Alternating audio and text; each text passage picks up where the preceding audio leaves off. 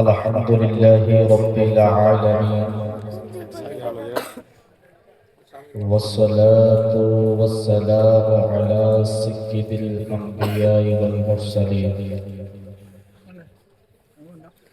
أما بعد بسم الله الرحمن الرحيم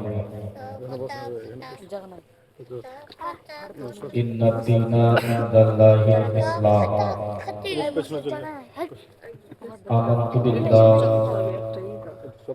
صدق الله المولانا العظيم وصدق رسوله النبي الأمين الكريم ونحن على ذلك لمن الشاهدين والذاكرين والحمد لله رب العالمين إن الله وملائكته يصلون على النبي يا أيها الذين آمنوا صلوا عليه وسلموا تسليما اللهم صل على سيدنا مولانا محمد وعلى آله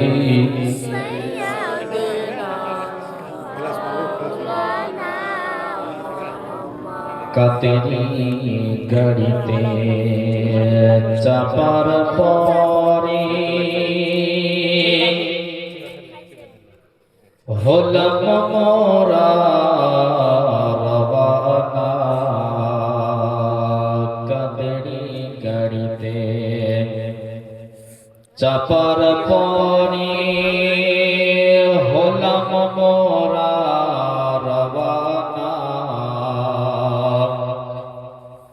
ভায়া Baghdad পার করে ভায়া Baghdad পার করে সামনে দেখি মদিনা আল্লাহুম্মা সাইয়্যিদিনা মাওলানা মুহাম্মদ ওয়ালা سيدنا محمد صلى الله عليه وسلم برادر ইসলাম সমস্ত প্রশংসা মহান রব্বে কায়নাতের জন্য যে আল্লাহ রাব্বুল আলামিন বিশেষ করে আমাদের এই রানীনগর মদিনাপুরের মানুষকে পবিত্র শবে মেরাজ উপলক্ষে রানীনগর হাসানিয়া সুন্নি জামি মসজিদে একটি মিলাদ শরীফের আয়োজন করার তৌফিক দান করেছেন এবং ওই মাহফিলে আমাদেরকে আসার বসার হাদিস ও কোরআনের আলোচনা শোনার দরুদ ও সালাম পড়ার তৌফিক দিয়েছেন সে রব্বুল আলামিনের প্রতি শুকরিয়া আদায় করি সকলে পড়ুন আলহামদুলিল্লাহ। তিনার পরে পরে আপনার নবী আমার নবী তথা কুল কায়নাতের নবী হাবিবুল দেগার নায়েবে পরওয়ারদিগার মক্কার সরকার মদিনা তাজদার জনাবে মুখতার कली कमली वाला आका पैगंबर आजम नूरे मुजस्सम साफिउल मुजनबिन सय्यदुल मुरसलिन ताहा यासीन मुजम्मिल मुदस्सिर आमिना लाल मरुद दुलाल बंकर हिलाल भविष्य वक्ता इल्मे गायब सुन्नतदा हयातुन नबी जिंदा नबी कली कमली वाला आका नबी मुहम्मद रसूलुल्लाह सल्लल्लाहु अलैहि वसल्लम प्रति अगणित दरूद ও সালাম অর্পিত হোক বর্ষিত হোক নাজিল হোক প্রত্যেকে বলি আল্লাহুম্মা আমিন।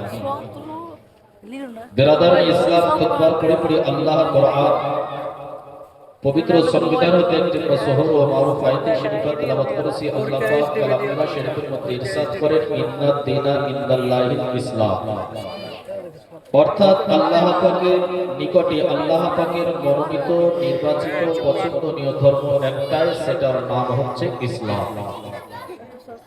আজিজানে মুহতারাম, খুব অল্প সময়ের মধ্যে দু একটি কথা আলোচনা করি। আজকের সভা আজকের মাহফিলে বিশেষ আকর্ষণ প্রধান বক্তা খলিফায়ে হুজুর তৌসিফে মিল্লাত মুনাজিরে আহলে সুন্নাত কাজী বাঙ্গাল হযরতুল আল্লাহ আল্লামা মাওলানা মুফতি মোহাম্মদ আলিউদ্দিন রাজভী মাজহারি, তেনার মূল্যবান বক্তব্য হবে ইনশাআল্লাহ। কিছুক্ষণের মধ্যে তিনি স্টেজে আসবেন। আজিজানে মুহতারাম, আমরা বড় ভাগ্যবান যে আল্লাহ রাব্বুল আলামিন আমাদেরকে ইসলাম ধর্মের মধ্যে পাঠিয়েছেন।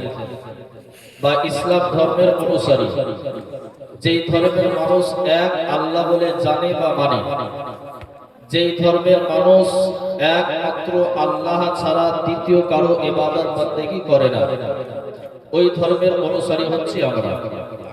বিরাদারান ইসলাম, আজকের এই পবিত্র রাত হচ্ছে শবে মেরাজের রাত। আজকের এই পবিত্র রাত্রিতে দয়ার নবী আকরাম মাওলা মুস্তাফা উম্মতের চিন্তা করে, উম্মতের ভালাইয়ের জন্য, উম্মতের লাভের জন্য, উপকারের জন্য আল্লাহ পাকের নিকট থেকে তোহফা স্বরূপ 5 ওয়াক্তের নামাজ এনে দিয়েছেন।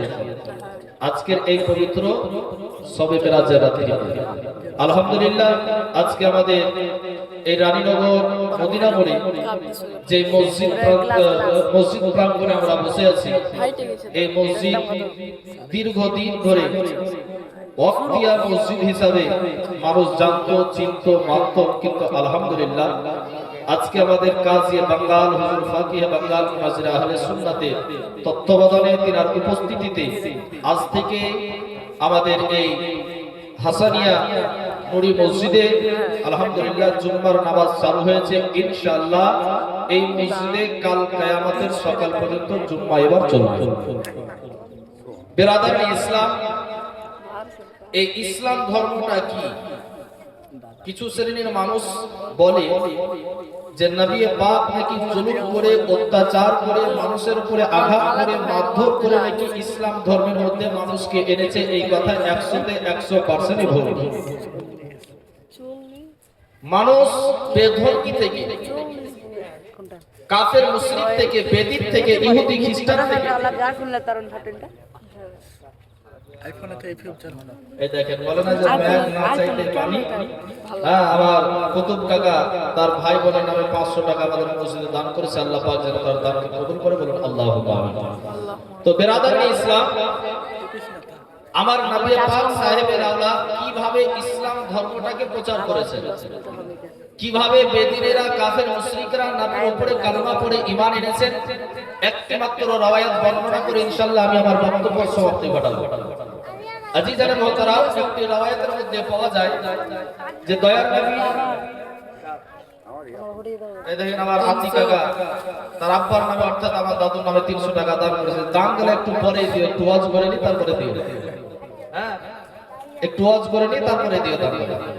তো বিরাদারান ইসলাম, আরেকটা কথা বলে দিই, মা বোনদেরকে বলবো, আপনারা মাইকের আওয়াজ পাচ্ছেন, আপনাদের জন্য সুন্দরভাবে মসজিদের পাটি বিছিয়ে বসার জায়গা করা হয়েছে। আপনারাও আসুন, বসুন, হুজুরের বক্তব্য আপনারা শুনবেন। মুআজ্জাজ মুহতারাম, সবচাইতে বড় আনন্দের বিষয় যেটা, হ্যাঁ, মানুষকে না বললে হয়তো মানুষ বুঝতেই পারবে না, জানতেই পারবে না। আমরা ধরেন যে ছোটখাটো মৌলভী সাহেব মানুষ এখানে ওখানে বিভিন্ন জায়গায় জালসা মিলাদ করতে যায়, তো আপনার সব জায়গার নিয়ম আছে, আমাদের রানীনগরের নিয়ম আছে যে জালসা হবে, ইয়া নবী সালাম আলাইকা হবে, দোয়া হবে, তারপরে বিরিয়ানি খেতে দিবে। কিন্তু আমাদের মদিনাপুরের মানুষ খুব চালাক। হ্যাঁ, এরা করেছে কি, আগে প্রত্যেকের বাড়িতে বাড়িতে আলহামদুলিল্লাহ বিরিয়ানি পৌঁছে দিয়েছে। আপনারা যদি এবার ভাবে যে বাড়িতে বিরিয়ানি যখন চলে এসেছে এই বিরিয়ানি খেয়ে ঘুমিয়ে যাবো, তাহলে লস করবে, তাহলে আপনাদের লস হবে। তার কারণ মিলাদে যারা আবার হাজিরি দেবে, মিলাদে যারাই থাকবে ইনশাআল্লাহ মিলাদের শেষে আবার তাদেরকে নতুন করে আবার বিরিয়ানি দেওয়া হবে। তাই আপনাদেরকে বলবো, আপনারা অযথা এখানে ওখানে না থেকে, শীতের রাত্রিতে বেশি লম্বা সময় আলোচনা হবে না, অল্প সময়ের মধ্যে ইনশাআল্লাহ সবার সমাপ্তি ঘটবে। তাই আপনারা দেরি না করে চলে আসুন। তো বিরাদার ইসলাম একটা রওয়ায়াতের মধ্যে এসেছে যে এক সফরে বেশ কিছু সাহাবায়ে কিরাম রয়েছে। ওই সাহাবায়ে কিরামদের কাছে যাহা খাবার দাবার পানি ছিল সব শেষ হয়ে গেছে, পানির বড়ই অভাব পড়ে গেছে। পানির অভাব যখন পড়ে গেছে, সাহাবায়ে কিরামরা নবী মুস্তাফার দরবারে আসেন। আমার নবী মুস্তাফার নিকটে আসার পরে নবীকে বলতে আছেন, ইয়া রাসূলুল্লাহ, ইয়া হাবিবাল্লাহ, নবী গো, আপনাকে একটা কথা বলতে চাই গো নবী। আজকে বড় চিন্তার মধ্যে আমরা পড়ে গিয়েছি। আমার নবী মুস্তাফা সাহাবীদেরকে বলে, আমার সাহাবীরা বলো বলো, তোমরা কি বলতে চাও তাড়াতাড়ি বলো। আল্লাহর নবীর সাহাবীরা নবীকে বলে, ইয়া রাসূলুল্লাহ, ইয়া হাবিবাল্লাহ, নবী গো, আমাদের সঙ্গে যাহা কিছু পানি ছিল গো নবী, আমাদের প্রত্যেকের পানির পাত্রগুলো খালি হয়ে গেছে। ইয়া রাসূলুল্লাহ, নবী গো, আমরা অনেকক্ষণ লম্বা সময় ধরে পানি পান করতে পাই না। ইয়া রাসূলুল্লাহ, নবী গো, আজকে পানির অভাবের জন্য আমাদের কলিজাখানা যেন শুকিয়ে যাচ্ছে গো নবী, পানির জন্য আমরা ছটফট করতে আছি গো নবী। তাই ইয়া রাসূলুল্লাহ, নবী গো, আপনি একটু আমাদেরকে পানির ব্যবস্থা করে দিন, একটু পানির ব্যবস্থা করুন। আল্লাহর নবী আকা মাওলা মুস্তাফা রহমাতাল লিল আলামিন নবী আমার, উম্মতের দরদি মায়ার নবী আমার করলেন কি, হযরতে আলীকে ডাক দিলেন, ও আলী শোনো শোনো, তুমি একটু আমার নিকটে চলে এসো। আল্লাহর নবীর সাহাবী হযরতে আলী ইল মুরতাজা ফতেহে খাইবার রাদিয়াল্লাহু তাআলা আনহু গুটি গুটি পায়ে নবী মুস্তাফার নিকটে এসে হাজিরি দিলেন। হাজিরি দেওয়ার পরে নবী বলতে আছেন, ও আমার আলী শোনো গো শোনো, ওই দেখো একটা পাহাড় দেখতে পাওয়া যায়, ওই পাহাড়ের পাশে একটা রাস্তা রয়েছে গো আলী, ও আলী দেখো ওই পাহাড়ের পাশ দিয়ে একজন হাবশী দেশের একজন বান্দা, হাবশী দেশের একজন গোলাম, একজন বাদশার গোলাম দেখো ওই রাস্তা দিয়ে চলে যাচ্ছে উটের উপরে সওয়ার হয়ে।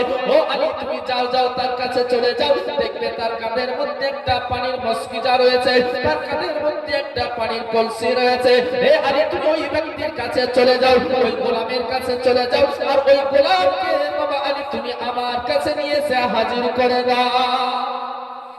পাহাড় কোথায় আছে তার ঠিক নাই, আমার নবী আছেন এইখানে, আর রাজানগরে কোনো মানুষ যাচ্ছে তার সংবাদ আমার নবী দিচ্ছেন, তো নবী গায়েবের সংবাদদাতা নয়। আল্লাহর নবীর সাহাবী হযরতে আলী ইল মুরতাজা রাদিয়াল্লাহু তাআলা আনহু বাবা তিনি সাহাবী ছিলেন, আপনার মতো আমার মতো পাগল ছিল না। ওই হযরতে আলীর জায়গায় যদি আমরা থাকতাম তাহলে হয়তো নবীকে প্রশ্ন করে ফেলতাম যে ইয়া রাসূলুল্লাহ, ইয়া হাবিবাল্লাহ, নবী গো, আপনি এই জায়গাতে আছেন, পাহাড়ের ওই পাশে রাস্তা দিয়ে কে যাচ্ছে না যাচ্ছে আপনি দেখলেন কেমন করে, আপনি জানতে পারলেন কেমন করে, এই প্রশ্নটা হয়তো আপনি আমি করে ফেলতাম। কিন্তু বাবা সাহাবীদের আকীদা সম্পূর্ণ আলাদা ছিল, সাহাবীদের আকীদা নবীর প্রতি সম্পূর্ণ আলাদা ছিল, সাহাবীদের বিশ্বাস নবীর প্রতি সম্পূর্ণ রূপে আলাদা ছিল। আল্লাহর নবীর সাহাবী হযরতে আলী রাদিয়াল্লাহু তাআলা আনহু আমার নবীকে কোনো প্রশ্ন করলেন না, হযরতে আলী দৌড়াতে আরম্ভ করলেন, নবী মুস্তাফার কথা শুনে দৌড়াতে দৌড়াতে বাবা পাহাড়ের ওই পারে যাওয়ার পরে তিনি দেখতে পেলেন কি, যে আমার নবী পাক যা বলেছিলেন যে দেখতে রাস্তা দিয়ে একজন হাবশী দেশের মানুষ চলে যাচ্ছে, যে হচ্ছে ওই হাবশী দেশের বাদশার গোলাম, দেখবে উটের উপরে সওয়ার হয়ে যাচ্ছে, তার কাঁধের উপরে একটা পানির মস্কিজা রয়েছে।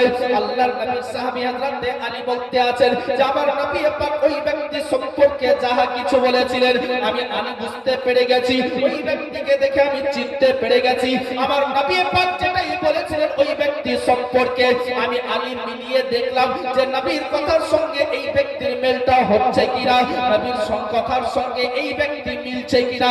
হযরতে আলী রাদিয়াল্লাহু তাআলা আনহু বলেন যে ওই গোলাম সম্পর্কে আমার নবী যেটা বলেছিলেন তার মধ্যে চুল পরিমাণের কোন রকমের পার্থক্য পেলাম না, নবী যা বলেছিলেন একবারে সম্পূর্ণটাই ওই ব্যক্তির সঙ্গে মিলে গেল। আল্লাহর নবীর সাহাবী হযরতে মাওলা আলী রাদিয়াল্লাহু তাআলা ওই ব্যক্তিকে বলে, এ বাবা শোনো, তোমাকে আমার দয়ার নবী মুস্তাফা ডাক দিয়েছে, চলো।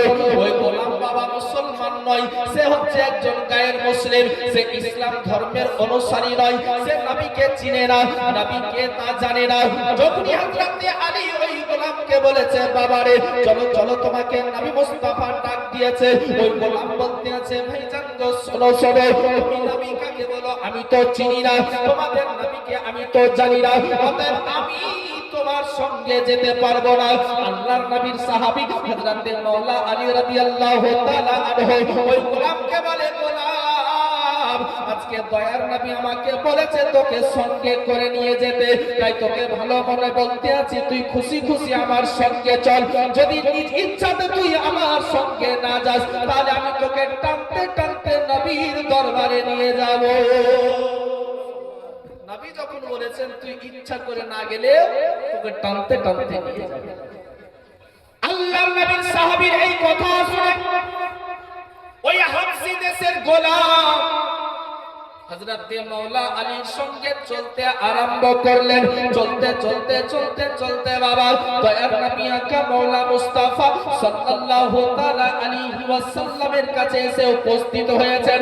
যখন নবী মুস্তাফার নিকটে চলে এসেছেন ওই হাবশী দেশের গোলামের নজর বাবা আমার নবী মুস্তাফার পেশানিতে পড়ে গেছে। ওই গোলামের নজর বাবা নবী মুস্তাফার চেহারায় পড়েছে, যেন চোখের আর কোনো মতেই পলক পড়ে না, একবারে চোখ দুটা ডাইরেক্ট হয়ে গেছে, শুধুমাত্র নবীর চেহারার দিকে বাবা দেখতে আছে। ওই গোলাম চোখের পলক ফেলে না, ওই গোলাম অন্য কোনো দিকে ঘুরে দেখে না, টুকটুক করে নবীর দিকে দেখতে আছেন। আমার নবী পাক ওই গোলামকে বলে গোলাম রে শোন শোন, আমার সাহাবীদের কাছে পানি নাই, আমার সাহাবীদের কাছ থেকে পানি শেষ হয়ে গিয়েছে, আমি তোকে এই কারণেই আমার কাছে হাজির করতে বলেছি যে তুই দয়া করে আমার সাহাবীদের পানির পাত্রগুলোকে তুই তোর পানি দিয়ে একটু পরিপূর্ণ করে দে। তোর কাছে যে এক কলসি পানি আছে আমার সাহাবীদের কাছে যা পানির ড্রাম কলসি আছে এগুলো ভর্তি করে দে। আচ্ছা এক কলসি পানি যদি 5টা মানুষে পান করে তো কলসি ফাঁকা, হ্যাঁ 10টা মানুষ খুব বেশি হলে অল্প অল্প করে এক গ্লাস করে হলে 20টা মানুষের হবে। কিন্তু বিরাদারান ইসলাম কিতাবের মধ্যে লিখছে যে ওই জায়গাতে যত সাহাবী ছিলেন ওই সমস্ত সাহাবীরা পেট ভরে পানি পান করলেন, আর ওই সমস্ত সাহাবীদের কাছে যা কিছু পাত্র ছিল পানি নেওয়ার জন্য আল্লাহর নবী আকা মাওলা মুস্তাফা সাল্লাল্লাহু তাআলা আলাইহি ওয়াসাল্লাম একটা পাত্রকে হাজির করে দিয়ে গোলামকে বলতে আছে গোলাম তুই তোর কলসি থেকে পানিগুলো এই পাত্রের মধ্যে ঢালতে আরম্ভ করে দে। ওই গোলাম বাবা পাত্রের মধ্যে পানি ঢালতে আছেন, আর ওই পাত্রের মধ্যে দয়ার নবী রহমতের নবী আমার নিজের পবিত্র হাত মুবারককে ওই পানির মধ্যে নিক্ষেপ করে দিলেন। ওই পানির পাত্রের মধ্যে হাতকে ডুবিয়ে দিলেন, আর হাতকে ডুবিয়ে দেওয়ার পর নবী পাক সাহেবে আওলাদ সাল্লাল্লাহু তাআলা আলাইহি ওয়াসাল্লাম সমস্ত সাহাবীর সামনে এলান করে দিলেন হে আমার সাহাবীরা শোনো, তোমাদের কাছে যতগুলো পানির পাত্র আছে নিজ নিজ পানির পাত্রগুলোকে এই বর্তন থেকে পানি উঠাও আর পরিপূর্ণ করে নাও, যত তোমাদের পানির দরকার তত তোমাদের পানিগুলোকে নিয়ে নাও। কুরবানজান মুসলমান যতজন সাহাবী ছিল প্রত্যেকটা সাহাবীর কাছে পানির পাত্র একটা করে ছিল, প্রত্যেকটা সাহাবী ওই পাত্র থেকে নিজের পাত্রগুলোকে পরিপূর্ণ করে নিল, নিজের মসজিদগুলোকে গ্রামগুলোকে পানি নিয়ে পরিপূর্ণ করে নিল। এবারে ওই গোলামকে জিজ্ঞাসা করুন, ওই গোলামকে জিজ্ঞাসা করা হলো ও হাবশী দেশের গোলাম তুমি বলো বলো ওই জায়গাতে না হলো কমসে কম 50 জন সাহাবী ছিল, 50 জন সাহাবীকে তুমি পানি পান করিয়েছো, 50টা বর্তনের মধ্যে পানি পরিপূর্ণ করে দিয়েছো। ও গোলাম তুমি একবার বলো বলো তোমার কলসিতে কি আর পানি ছিল? আর কি পানি থাকবে? পানি থাকা সম্ভব না। ওই গোলামকে যখনই বাবা জিজ্ঞাসা করা হলো গোলাম রে বলো বলো তোমার পাত্রের পানি ছিল কিনা, তোমার কলসিতে পানি বেঁচে ছিল কিনা, ওই গোলাম চিৎকার করে বলে ও দুনিয়ার মানুষ তোমরা শুনে নাও জেনে নাও আমার কলসির মধ্যে যতটুকু পানি নিয়ে যাচ্ছিলাম আমার কলসিতে যতটুকু পানি রাখা ছিল ওই সমস্ত সাহাবীদের পানির পাত্রগুলোকে পরিপূর্ণ করে দেওয়ার পরে ওই সমস্ত সাহাবীদেরকে পানি পান করিয়ে দেওয়া সত্ত্বেও আমার কলসির মধ্যে যেন এক ফোঁটা পানি কমেনি, কলসির মধ্যে থেকে এক ফোঁটাও পানি কমে, তার কলসিতে যতটা পানি নিয়ে আসছিল ততটাই পানি রাখা আছে। বিরাদার ইসলাম এই দৃশ্য দেখে ওই হাবশী দেশের গোলাম আমার নবীকে বলছেন যে আপনি কি গো পরিচয় জানতে চাইছেন, এই মুজিজা বলছে আপনি কে, আপনার পরিচয়টা একটু দিন। আমার নবী পাক সাহেবে আওলাদ সাল্লাল্লাহু তাআলা আলাইহি ওয়াসাল্লাম ওই গোলামকে বলছেন যে বাবারে আমি হচ্ছি আল্লাহর নবী, আমার নাম হচ্ছে মুহাম্মদ, জোরে বলেন সুবহানাল্লাহ। আমি হচ্ছি আল্লাহর নবী আল্লাহর আখেরি পয়গম্বর, আমার নাম হচ্ছে মুহাম্মদ।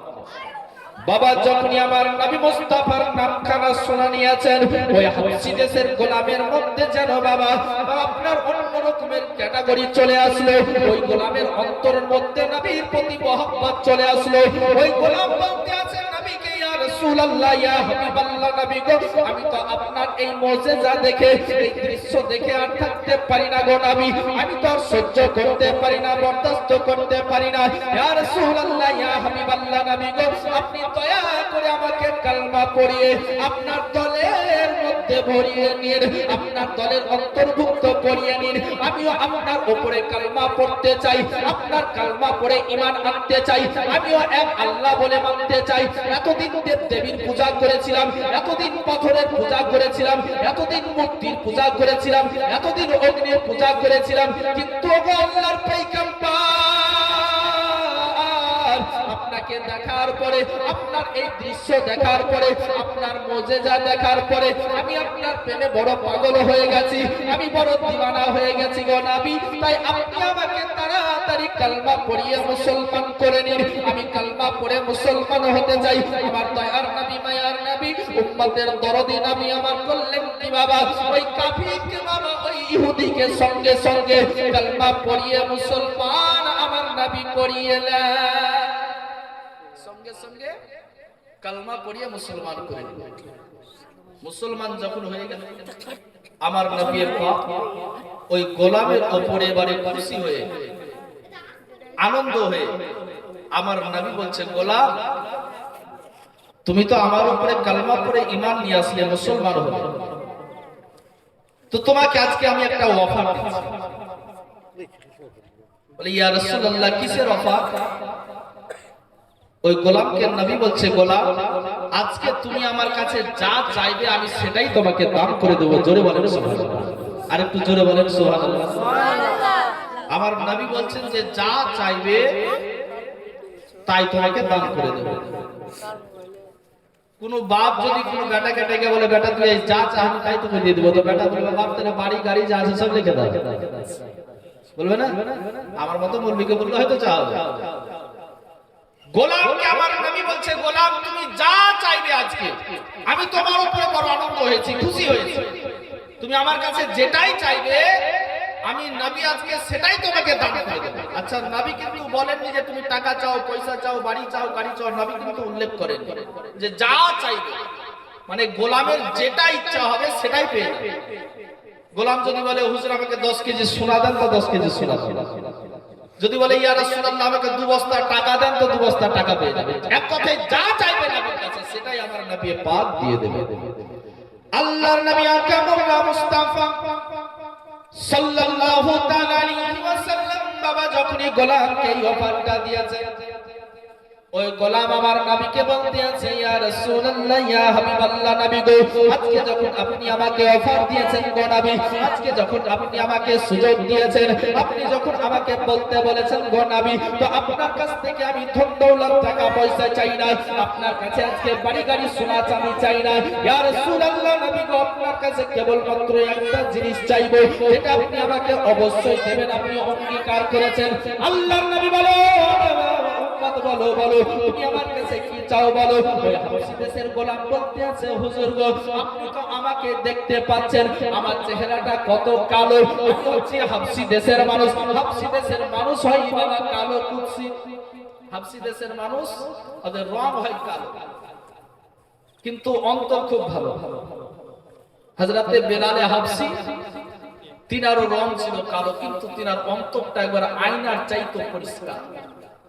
যে বেলালের কোনো মূল্য ছিল না, যে বেলালে হাবশীর কোনো দাম ছিল না, কালমা পড়ার আগে কেউ পুছতো না, কেউ মানতো না, হযরতে বেলালে হাবশীকে কেউ চিনতো না। বিরাদার ইসলাম, যখন বেলালে হাবশী নবীর উপরে কালমা পড়লেন, তখন বেলালে হাবশীর অবস্থাটা কি? তাই শায়ের লিখছে যে জব তক বিকে না থে কোই পুছতা না থা, যখন আমি বিক্রি হয়নি নবীর কাছে, নবীর গোলাম হয়নি, তখন আমাকে কেউ পুছতো না, মানতো না। হযরতে বেলালে হাবশী বলছেন, ইয়া রাসূলুল্লাহ, জব তক বিকে না থে কোই পুছতা না থা, तूने तो खरीद कर मुझे अनमोल कर दिया। বলেন ওই বেলালে হাবসি হচ্ছেন মুয়াজ্জিন। যে বেলালে হাবসি কাবা ঘরের ছাদের উপরে চেপেও আযান দেওয়ার সুযোগ পেয়েছিল, বলেন সুবহানাল্লাহ। বিরাদরান ইসলাম, ওই হাবসি গোলাম বলতেছে, ইয়া রাসূলুল্লাহ, নবী গো, আপনি তো আমার রূপটা দেখতে পাচ্ছেন গো নবী, আপনি আমার রংটা দেখতে পাচ্ছেন, চেহারাটা দেখতে পাচ্ছেন। ইয়া রাসূলুল্লাহ, নবী গো, আমি হচ্ছি হাবসি দেশের মানুষ, আমার রংটা হচ্ছে কালো কুৎসিত কোনাগে নবী, তাই আপনার কাছে ধন দৌলত টাকা পয়সা চাই না গো নবী। আপনি যখন আমাকে সুযোগ দিয়েছেন, অফার দিয়েছেন, ইয়া রাসূলুল্লাহ, নবী গো, আপনি দয়া করে আমাকে পরিবর্তন করে দেন, আপনি আমার এই কালো রংটাকে ফর্সা করে দেন, আমার এই হাবসি দেশের যেই রং আল্লাহর নবী গো, আপনি আমার এই রংটাকে চেঞ্জ করে দেন, আমার চেহারাটা হচ্ছে বদসুরত গো নবী, আপনি দয়া করে একটু খুবসুরত বানিয়ে দেন। আল্লাহর নবী আকরাম মওলা মুস্তাফার দরবারে যখন বাবা ওই হাবসি দেশের গোলাম আরজি করেছে, আল্লাহর নবী আমার করলেন কি, ওই গোলামের চেহারার মধ্যে হাত বোলাতে আরম্ভ করেছে। কোন বাবা দুনিয়াবি ক্রিমের দরকার পড়লো না, একজন কালো মানুষকে সাদা করার জন্য কেমিক্যাল দেওয়ার দরকার পড়লো না, তার জন্য বাবা তার চেহারা মেকআপ করার দরকার পড়লো না, কোন রকমের ফেসিয়াল লাগাবার দরকার পড়লো না। আল্লাহর নবী আকরাম মুস্তাফা সাল্লাল্লাহু তাআলা আলাইহি ওয়াসাল্লাম বাবা তার চেহারাতে হাত বুলিয়ে দিয়েছেন। চেহারার হাত বোলা সমাপ্ত হয়নি, কিন্তু বাবা তার শরীরের রংটা যেন পরিবর্তন হয়ে গেছে, তার চেহারাটা আপনার বদসুরত থেকে খুবসুরত হয়ে গেছে, কালো থেকে যেন ফর্সা হয়ে গেছে। ওই গোলামের চেহারাটা আমার নবী পাক নিজের পবিত্র নূরে হাত মোবারককে বুলিয়ে দিয়ে এমন করে পরিবর্তন করে দিয়েছে, শেষ পর্যন্ত ওই গোলাম বাবা এবারে নিজেকেই নিজে চিনতে পারে না। এমন পরিবর্তন নবী করেছেন, নিজেকে নিজে চিনতে পারে না, পরিবর্তন হয়ে গেল। ওই গোলাম নবীর কাছ থেকে বিদায় নিচ্ছে, তো নবীকে বলে, ইয়া রাসূলুল্লাহ গো, আপনার কাছে আমি একটা আরজি আমার আছে। আমার নবী বলেন, তাই নাকি? বলে, কি বলো? বলে, ইয়া রাসূলুল্লাহ, আপনি একটু আল্লাহর দরবারে দোয়া করে দেন যে আমি যেই গোলামের বাড়িতে যেই বাদশার বাড়িতে গোলামি করি, ওই বাদশাও যেন আমার মতো আপনার উপরে কালমা পড়ে মুসলমান হয়ে যায়। জোরে বলেন সুবহানাল্লাহ। গোলামের কি টান দেখুন বাদশার উপর, যে আমি জান্নাতি হয়ে গেলাম, আর যার বাড়িতে নুন খাচ্ছি তার গুণ না গাইলে হয়? আমি জান্নাতি হয়ে গেলাম, আমার বাদশা, যার বাড়িতে কাজকর্ম করে আমার পেট চলে, সংসার চলে, সে জাহান্নামে যাবে, এটা আমি সহ্য করতে পারবো না। ইয়া রাসূলুল্লাহ, আপনি একটু দোয়া করে দিন যেন আমার বাদশাও যেন আপনার উপরে কালমা পড়ে ঈমান আনে। আল্লাহর নবী আকরাম মওলা মুস্তাফা সাল্লাল্লাহু তাআলা আলাইহি ওয়াসাল্লাম বাবা সঙ্গে সঙ্গে ওই বাদশার জন্য দোয়া করে দিলেন, আর গোলামকে বিদায় করে দিলেন। গোলাম, যাও, তুমি চলে যাও, তুমি তোমার গন্তব্যস্থলে চলে যাও। ওই গোলাম বাবা নবী মুস্তাফার দরবার থেকে ছুটি নিয়ে নিজের গন্তব্যস্থলের দিকে চলতে আরম্ভ করলো। যেতে যেতে যেতে যেতে নিজের বাদশার বাড়িতে গিয়ে উপস্থিত হয়েছে, আর বাদশার বাড়িতে উপস্থিত হয়ে যাওয়ার সঙ্গে সঙ্গে যখন বাদশার সামনে দাঁড়িয়ে গেছে, বাদশা ওই ব্যক্তিকে, ওই গোলামকে দেখে প্রশ্ন করে, ও বাবা, তুমি বলো তুমি কে? তোমার একটু পরিচয় দাও, তোমার এত সুন্দর রূপ, এত সুন্দর চেহারা, তোমার মতো সুন্দর চেহারাওয়ালা মানুষ আমি এর আগে দেখিনি, তুমি কে? তুমি দয়া করে একটু বলো, তোমার বাড়িটা কোন দেশে, কিসের জন্য এসেছো বলো। ওই গোলাম বলে, হুজুর, আমি অন্য কেউ নই গো, নই না, আমি অন্য কোন দেশের মানুষ নই, আমার অন্য কোন রাজ্যে বাড়ি নয়, বরং অন্য কোন বাদশার গোলাম আমি নই, বরং আমি হচ্ছি আপনারই গোলাম। ওই বাদশা বলে, বেটারে, এটা কেমন করে হয়? তুই তো মিথ্যা কথা বলতে আছিস। গোলাম বলে, হুজুর গো, না না না, আমি হচ্ছি আপনারই গোলাম, আমি হচ্ছি আপনার বাড়ির কাজের লোক। বাদশা বলে, বেটা, না না, এটা কখনো হতে পারে না, তুই নিশ্চয় আমাকে মিথ্যা কথা বলতে পারছিস, তুই নিশ্চয় আমাকে মিথ্যা কথা বলছিস। আমি আমার গোলামকে ভালো করে চিনি রে গো বাবা, আমি আমার গোলামকে ভালো করেই জানি, তুই তো আমার গোলাম কখনোই হতে পারিস না। ওই গোলাম বলে, হুজুর, আপনি আমাকে দেখে চিনতে না পারলেও এই দেখেন আমার কাঁধের উপরে যে মস্কিজাটা রয়েছে, এটা তো আপনার বাড়িরই দেওয়া, এটা তো নিশ্চয় আপনি চিনতে পারবেন, এটা তো আপনারই মস্কিজা। ওই বাদশা বলে, বাবা, হ্যাঁ, এটা আমারই তো মস্কিজা। বলে, হুজুরকে এত যদি চিনতে চিনতে অসুবিধা হয়, আপনি আমাকে সফর করার জন্য, যাতায়াত করার জন্য যে উটটা দিয়েছেন ওটা তো দেখে নিশ্চয় আপনি চিনতে পারবেন। হুজুর গো, ওই দেখেন উটটা ওই জায়গাতে রাখা আছে, দেখেন ওইটা আপনার উট কিনা? বাদশা বলে, বাবারে হ্যাঁ, ওটা তো আমারই উট, তোকে দিয়েছি। গোলাম বলতেছে, হুজুর তাহলে এবারে আপনি বুঝতে পারলেন যে আমি আপনারই গোলাম, আপনি হচ্ছেন আমার বাদশা। ওই বাদশা চিৎকার করে গোলামকে বলে, বাবারে তোর মধ্যে এত পরিবর্তন আসলো কেমন করে? তুই কালো থেকে ফর্সা হয়ে গেলি কেমন করে?